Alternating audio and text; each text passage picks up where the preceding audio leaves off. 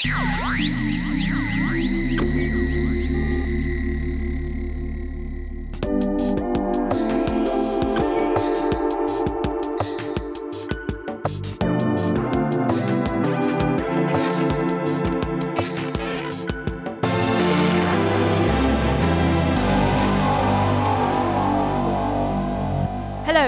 and welcome to the Compact podcast.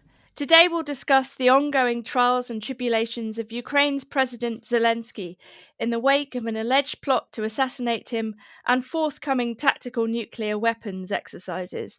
Then we'll discuss a recent interview with the founder of the Reason and Justice Party in Germany, Sahra Wagenknecht, entitled Condition of Germany and published in the New Left Review. And finally, we'll discuss the Florida Governor Ron DeSantis' ban on lab-grown meat, just days after Jeff Bezos invested $60 million in its production in the form of the Bezos Center for Sustainable Protein. I'm your host, Nina Power, and today I'm joined by my colleagues Sohrab Ahmari and Matthew Schmitz.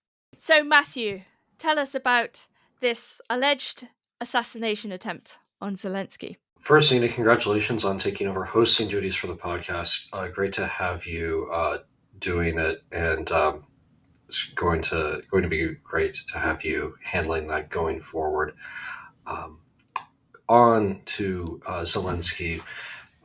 Ukraine security services said this week that they had stopped a Russian plot to assassinate President Volodymyr Zelensky and other top military and political figures. Notably, 2 Ukrainian colonels were accused of participating in the plot and have been arrested on suspicion of treason. There's a lot of murk here. It would be premature to offer pronouncements on what really is going on, but I think it's notable that 2 colonels were accused of participation in this plot. Ukraine is in many ways a divided society, and there have been some extraordinary efforts to try to create more unity than really existed there up to this point. You've seen that in language laws that penalize Russian as well as other regional dialects. You see that as well in moves against churches that are perceived as aligned with the Moscow Patriarchate, basically with a Russian ecclesial body, even in cases where those religious figures have expressed a strong support for Ukraine. They've fallen under suspicion of collaboration with Russia. So allegations of treason or treasonous attachments aren't new in Ukraine, and I think it does, whatever happened to have occurred in this assassination plot, the general worries about treason, the broader repressive measures that have been pursued in Ukraine show that Ukraine is often pointed to as a beacon of Western freedom, but there have been some pretty high costs that have had to be paid to try to create this bulwark of Western power. And all this comes, as Nina alluded in her opening, amid news that the Russian Defense Ministry has announced over the weekend, reported in the Times on Monday, that they will be holding exercises, tactical nuclear exercises. Of course, these are different from strategic weapons.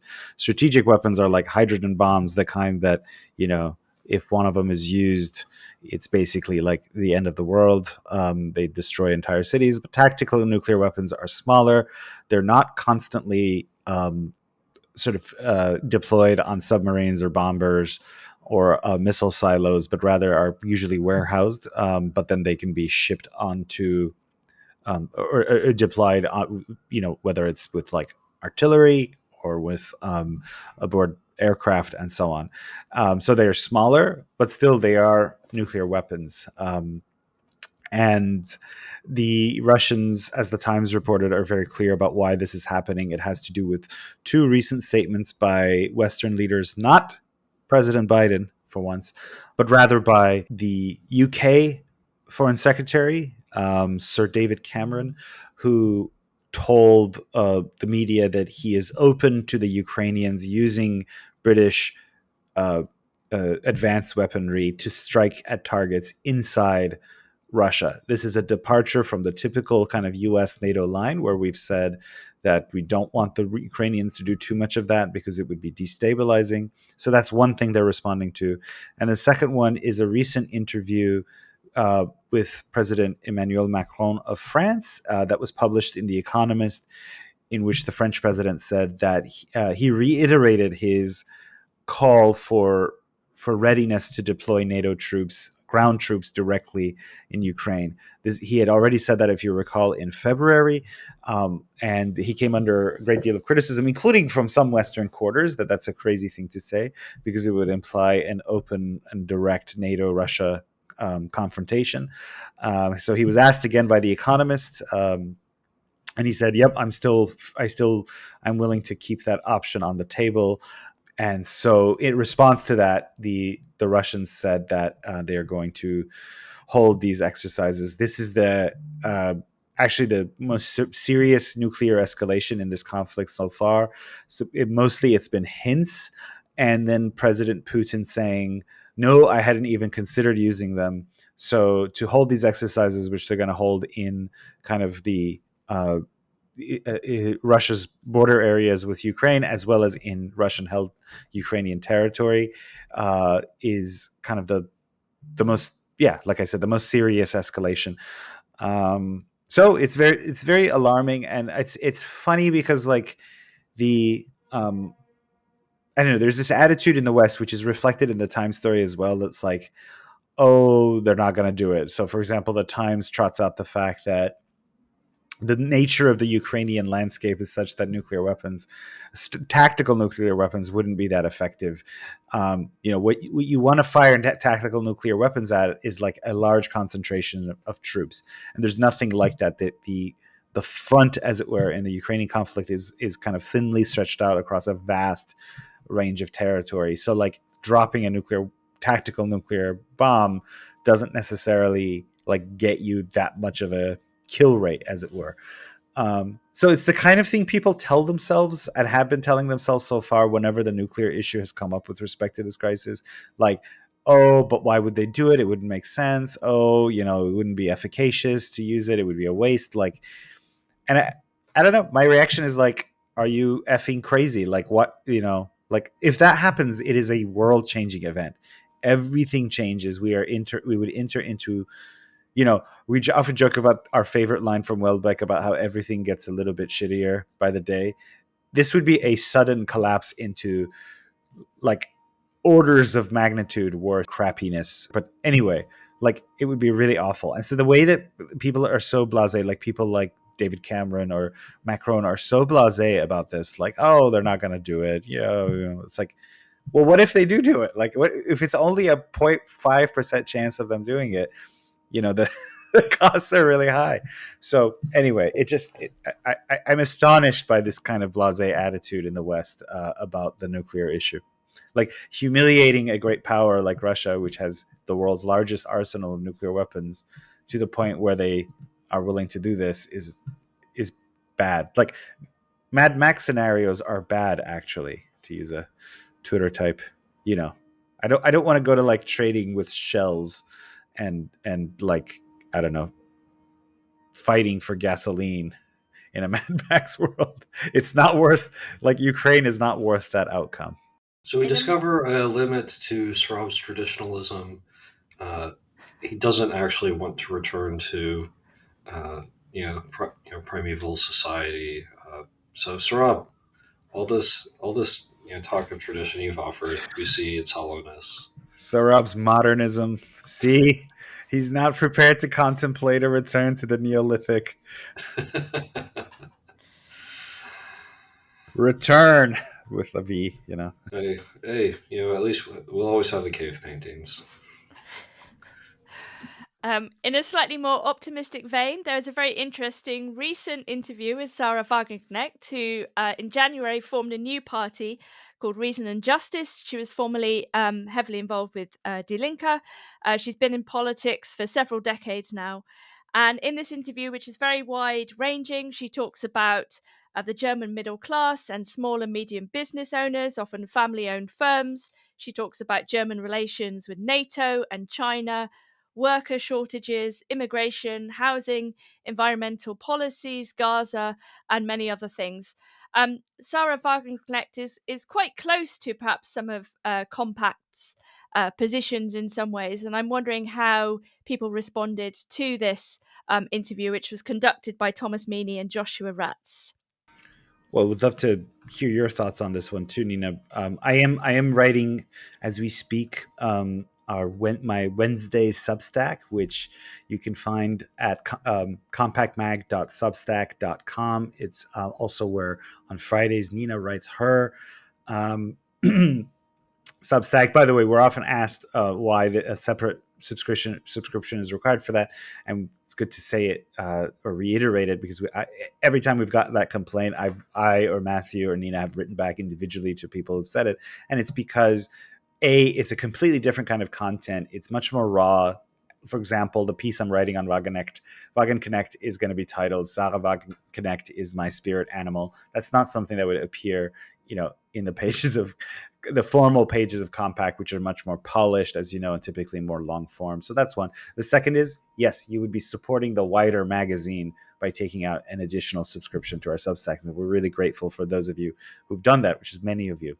And speaking of that piece I'm writing for our Substack, which should already have appeared by the time this podcast publishes, she is, as we often internally joke, Sahra Wagenknecht is sort of Mrs. Compact. In this interview with New Left Review, which has riled up a lot of the New Left Review / Verso crowd, because I guess their brain, the older figures in the magazine like Perry Anderson and Susan Watkins for, flirting with someone who's considered a bad leftist or a turncoat or what have you in her, because she uses she embraces the phrase left conservatism or conservative leftism as her ideology, and she fleshes that out. I won't go into all of it, but just two highlights. The first is her views on immigration. She wants she wants Germany to maintain its manufacturing capacity and just the type of economy that's delivered enormous prosperity for the German people since the post-war era. And so Meany and his colleague ask her, well, everyone agrees that requires some degree of immigration. And she's a great response to it. She says, well, yes, to some extent it does. And I'm not opposed to that. We're not like a total closed border party. But she says, but this needs preparation, and there's none of that right now. We don't think a neoliberal immigration regime where everybody can, in effect, go anywhere and then must somehow try to fit in and survive is a good idea. We need to welcome people who want to work and live in our country, and we should learn to do so. But this shouldn't result in disrupting the lives of those people who are already here, and it shouldn't overstrain collective resources for which people have worked, meaning native workers have worked and paid taxes. So I mean that it is so reasonable, and I think it's a perfectly it's a left position, as I've argued in our Substack and in other forums. This used to be like the basic consensus of the center left on both sides of the Atlantic, and it's insane that the left has come to be identified with totally open borders. So that's one to note of what her kind of brand of left conservative leftism looks like. And another is where she's asked to define her ideology further, specifically with respect to how she would relate it to the old CDU, the Christian Democratic, the center right, traditional center right party, the party of most recently Chancellor Angela Merkel, and of course people like Willy Brandt and Adenauer and so forth, and she says this in praise of the older CDU, Christian Democratic Conservatism. She says, conservatism at the time meant protection of society from the maelstrom of capitalist progress, as opposed to adjusting society to the needs of capitalism, as in neoliberal pseudo-conservatism. So that really resonated with me. That I sort of exaggeratedly said on Twitter that that's more or less the whole of my politics, of like a conservatism that's willing to use kind of social democratic means to protect society from the market. It's very Polanyi-esque.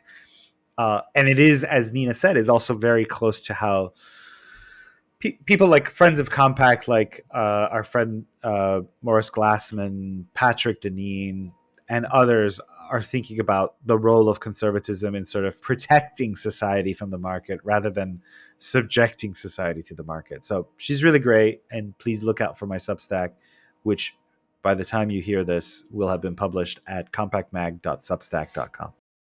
It's a fascinating interview. I think the New Left Review deserves credit as to the interviewers. It's notable that they push Wagenknecht, as you say, Sohrab, especially on two issues. One is migration, and the other is the green transition, uh, especially migration. That's where they really focus, and they uh, ask a couple times whether her position isn't xenophobic or racist in some way, even as they concede that Wagenknecht's party is the most, so to speak, multicultural of all the German parties. That has list of candidates with varied backgrounds, and looking at this exchange really reminded me of Ezra Klein's interview of Bernie Sanders from 2015, where Ezra Klein pushed Bernie on his uh, skepticism about immigration that he was expressing at that time and had expressed up to that point. And Bernie shot back, famously, open borders, no, that's a Koch brothers proposal.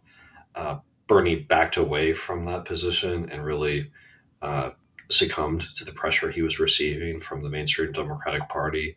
Uh, the accusation of racism is such a heavy bludgeon, and there are very few people with sufficient force of will and sufficiently strong reserves of kind of moral and material support to resist that. And so uh, I think Wagenknecht is not close all borders, no immigrants at all, but her rhetoric indicates a real shift to the right on immigration. It's probably part of a broader, if unacknowledged, shift on the part of the German mainstream. There has been a retreat from the kind of "we can do this" attitude of the Merkel years, when uh, just limitless numbers of migrants were being welcomed into the country. There is broader skepticism, but for some reason it's considered inadmissible to voice that skepticism explicitly, to try to formulate an alternate understanding of our society as something other than, as Wagenknecht puts it, an economy with a police force. That's really what she wants to resist. She says, "Look, we have, we do have a society. There are established ways of doing things. People have paid in. Uh, if we just bring everyone in, that limits what you can get out of it. That also disrupts uh, the settled patterns of living that people in this society have come to know and expect and rely on." And yeah, I think she's really to be applauded for that. You know, there are just so many pressures right now in Germany, and you alluded to this. The pressures on German industry are coming, of course, from the green transition, desire to make carbon emitting fossil fuels more expensive. These policies pursued by the Greens, a desire to tax gasoline to make it harder for people, to make life harder for people who rely on fossil fuels. That's one element of it.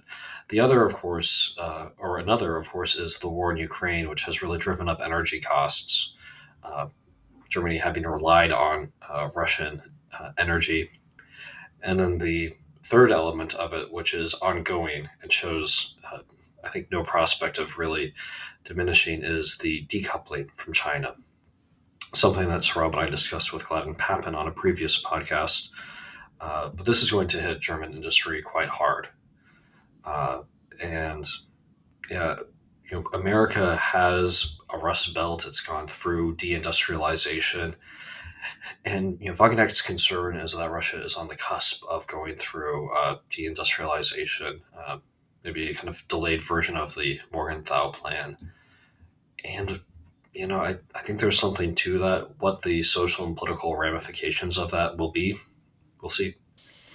Yes, I think as someone who was born 1 year before Thatcher came to power, it's always struck me as somewhat odd that conservatism in practice, or at least in the past 40 or so years, has been tied to the free market, which in many ways has been completely destructive, not conserving or preserving anything, but rather completely destroying industry and all of the communities associated with mining and all of those industries in the UK. And certainly in 2024, if you go to many northern, formerly industrial towns, also in Wales, in the Midlands, these places are pretty desolate. They are economically very smashed to pieces as a consequence of the creative destruction of the market. And I think that Wagenknecht in this interview is very clear that what people actually care about, of course, is not the free market. They care about their families and where they live and having a meaningful job. And otherwise, people are in despair. And this is just human nature in a certain sense. So I think it's very,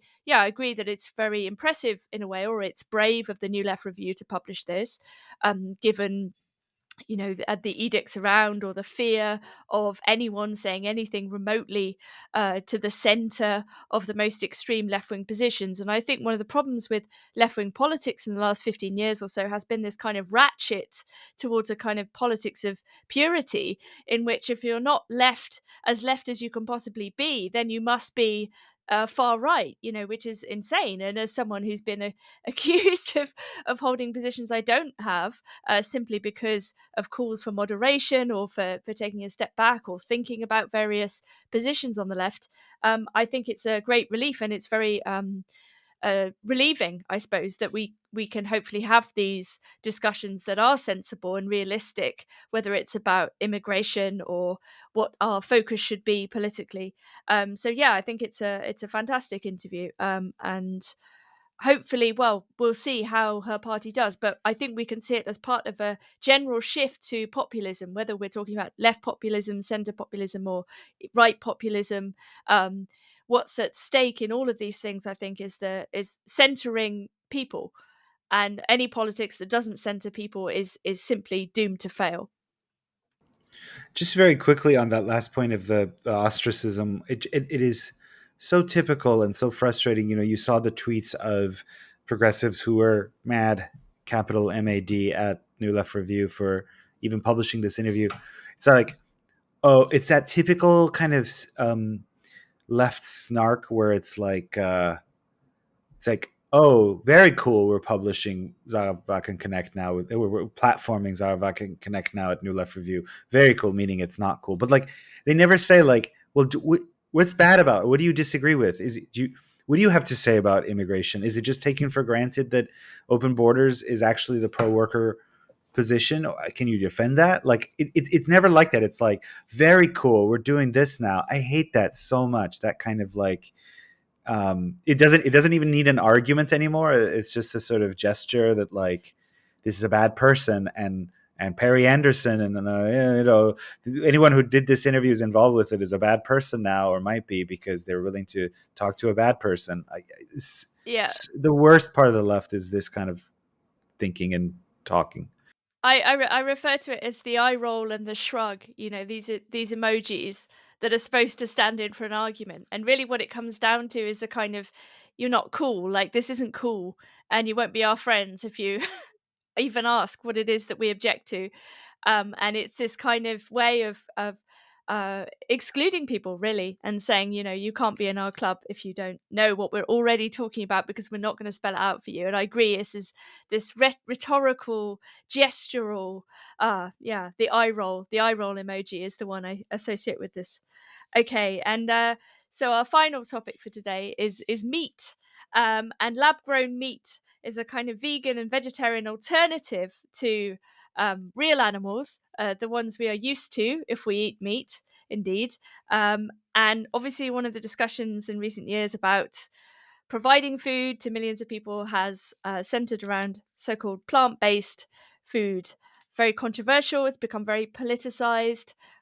We might associate eating red meat with some sort of redneck kind of barbecue type person who just wants to grill. So, what do people make of Ron DeSantis's recent ban? And probably Jeff Bezos is not best pleased about it, given his investment in the technology. If you're offered two steaks, one is lab grown and one is not, which would you take? I would take the one that was raised among the muck, maybe even had been in a feedlot, uh, and passed through a slaughterhouse. Despite all the messiness, all the ethical complications of that, that's where I would go. That's what I would take. So uh, that's where I am on the underlying question. And then I guess I will confess to a certain libertarianism that I generally try to conceal and suppress. Do we need to ban this weird, freakish thing, which I find pretty horrifying? I guess I'll say no. If Bezos wants to invest billions in it, or whatever he's doing, um, that in itself is kind of interesting to me because let me just insert a parenthetical here. I mean, Bezos used to be this dweeby looking thin guy. He'd been married to the same woman for decades, the bride of his youth. And then he started taking testosterone supplements very obviously. He became kind of tumescent and engorged looking, just like this, kind of weird, blood vessel popping freak from all this testosterone he was taking. And naturally, he found a new woman. And so there was this weird aspect in which he himself kind of became unnatural flesh, in my perception. He really, transferred from this unimpressive, more natural thing to this more impressive, perhaps, but very unnatural seeming being. So he wasn't lab grown, but he grew through these lab produced materials. Obviously, all kinds of supplements can be administered to actual cattle. So, um, there, I think just Bezos's own body and person shows how unnatural and seemingly natural can be, even if it isn't lab grown. Despite how unnatural he looks and the fact that he's so heavily invested in this stuff, I would just say, let's not ban it. Let's let them do their weird, freakish thing. Let them grow their meat in labs. Let them eat it. I'm going to try to avoid eating it. I don't, want my children to have it. I'm not sure. I'm not sure why I say that because I'll admit I've let my kid eat a chicken nugget. How natural is that? You know, I don't think that passes muster with our health gurus on the left or the right. Um, so yeah, just laissez-faire. Let everyone get along. Let's all be very gentle. Let them grow their lab meat, but I am going to try to stay away. I'm going to try to stay away from it. Okay, so I'll take the other side of this. Good. I share Matthew's general, like if I had the choice, of course I'd pick the real meat. But more than that, there's this element of which everyone reacts to on Twitter, and Leon Kass, the great Jewish American moral philosopher, has this great thesis about what he calls the wisdom of repugnance. That is that that feeling you get when you come across something that's icky, that it might have a moral intuition. Now you have to be careful about it because, as he often points out, for example, in the American South, the same kind of ick feeling governed, reactions to what was called miscegenation, right, race mixing, and of course that was wrong and unreasonable in every way. So it doesn't mean that you should give your repugnance reflex free reign in every domain and just say, well, if I feel icky about it, but you have to be subjected to other sort of imperatives of reason. But as he says, the repugnance is like a red flag. You should pause to think, why do I feel, and this is what really like Cronenberg movies play on, that if the unnatural has some element of a kind of a warning to it, and that's why we find so many kind of gross out horror villains and so on scary or repugnant, is because it raises those same red flags for us. Again, that doesn't mean that we should just let our repugnance completely dominate our moral sentiments and reasoning, but it's, as Cass says, it's like a kind of warning, or maybe there's something. So there's that element in it, and then you add the fact that Bezos is invested in this in a big way, $500 million.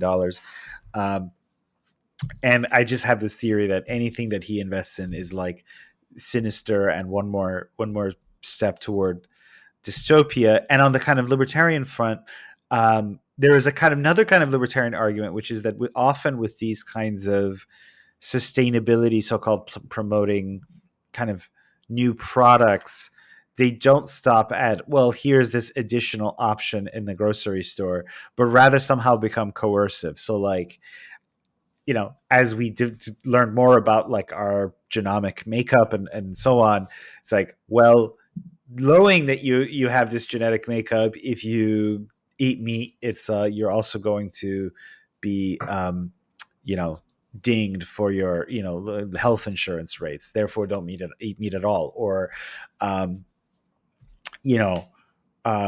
if you receive certain sort of public benefits, then you should definitely not be permitted to buy natural meat anymore because we want you to help contribute to a more sustainable environment. There's always like this weird coercive turn in a lot of these recent developments that I think suggest that libertarianism might go in the other direction. And the last thing is that I just believe in the great American sort of cattle and meat industry, and there's a kind of protectionism embedded in this as well from in DeSantis's move. And so whenever Republicans do protectionism, I have to cheer them. We got to protect our domestic industries, and one of America's great domestic industries is, of course, meat production, all natural meat production. Man, I'm talking about this so much that on my second day of calorie counting, I'm gonna skip the salad and go to like a steakhouse. I'm just kidding. I gotta stick to the salad. Yeah, I mean, I agree with this. I'm very kind of skeptical. I'm worried that the ruling class will take away meat, for healthy meat for poorer people, and while keeping it for themselves. And I think we should always be very wary about any top-down attempt to coerce people into changing their lifestyles. And also, the point about the farmers is very well made. I think every country should be supporting and defending its farmers, and we published quite a few articles discussing farmers' struggles across the world. And with that, I'd like to thank Sohrab, Matthew, and Stephen, our producer. Don't forget to subscribe at compactmag.com if you haven't already, and thank you for listening.